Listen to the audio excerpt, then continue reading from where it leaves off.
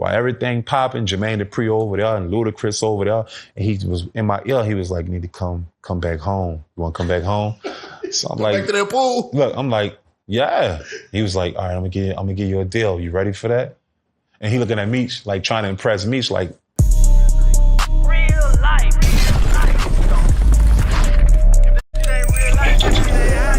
It ain't real life. Just ain't real.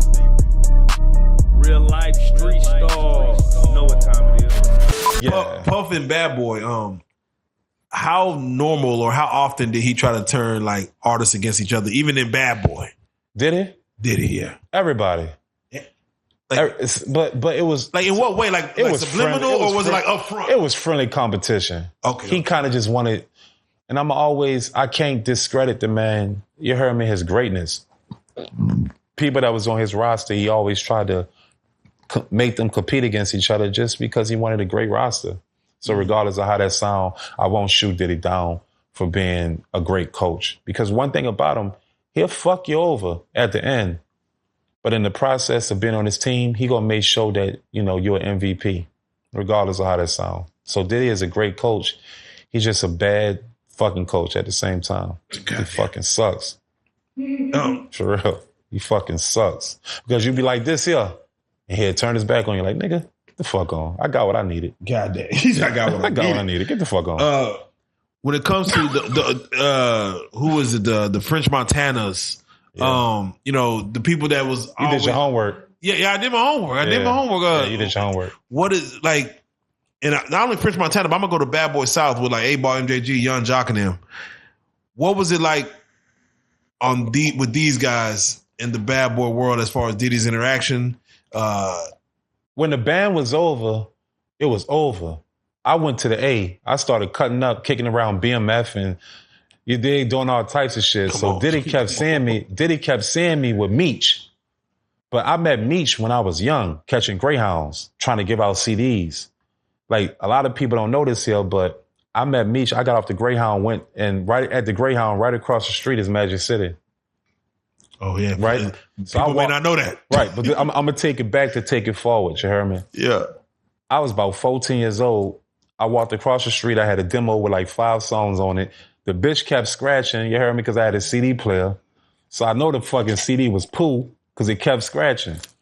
Anyway, I go across the street. I'm just wandering. I got like $13 in my pockets left from this whole New Orleans to Atlanta trip. So I'm like, fuck, I'm hungry, right? So I go across the street. I see Lamborghinis and Porsches and Ferraris and all this shit. I'm like, yeah, one of these niggas about to listen to my shit. So I'm thinking it's rappers. So I go across the street and I tap on the window. When I tap on the window, a nigga was like, nigga, what you doing? Nigga. I'm like, nigga, I just want a nigga to hear my music. And the nigga rolled the window down and it was Meech.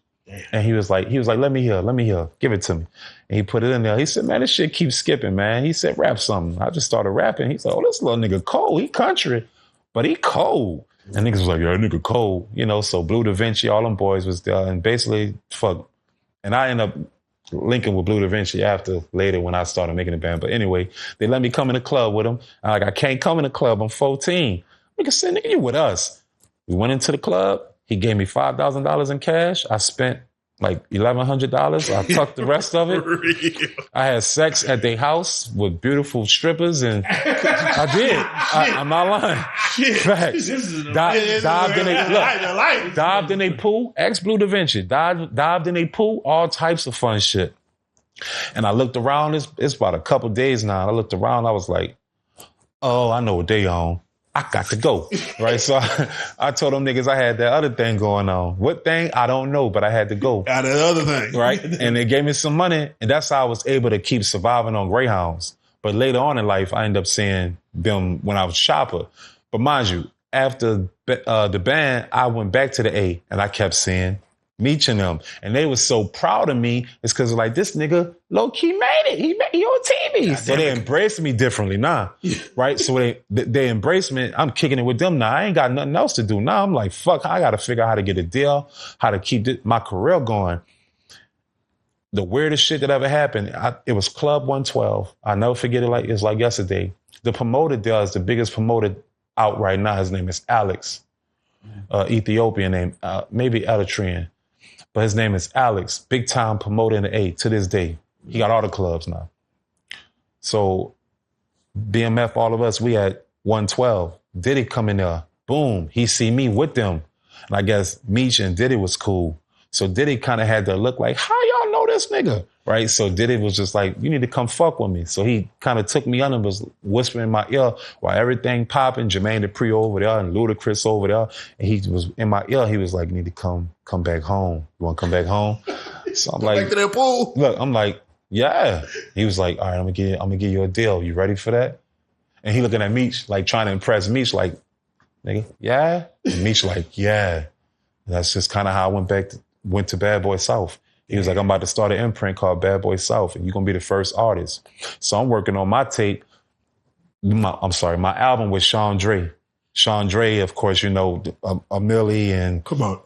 But my song, what was that song called that y'all know now? It's Khalees. It's the Khalees beat. It's Bossy.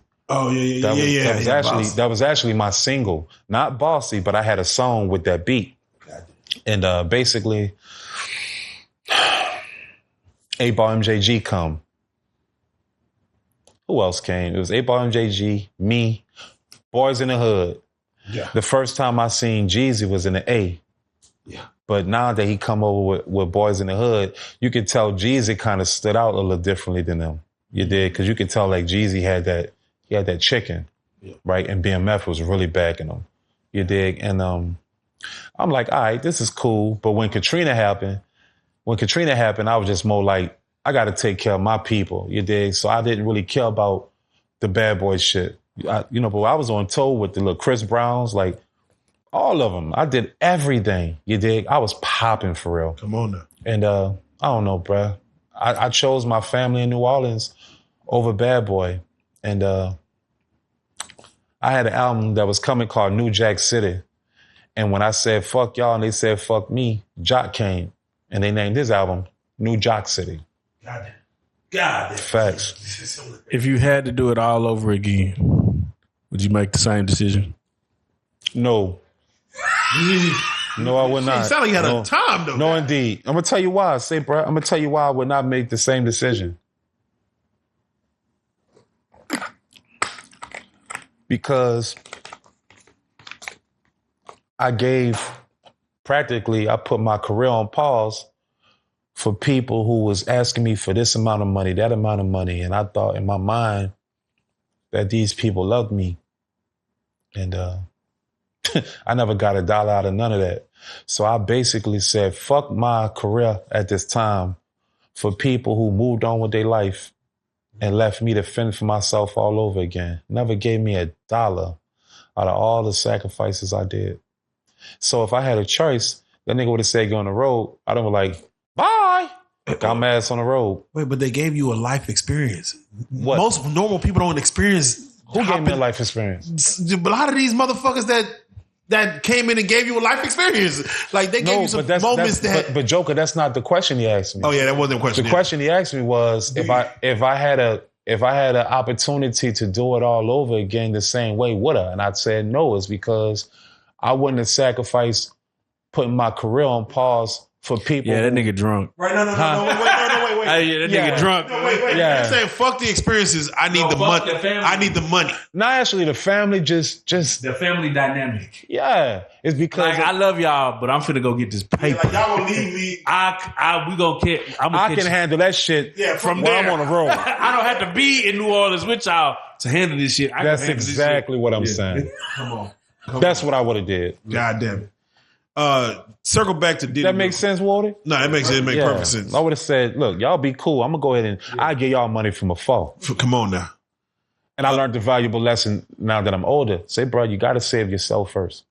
Come on. You can't sacrifice yourself and expect anything to come good with that. You got to save yourself first before you can take care of anybody.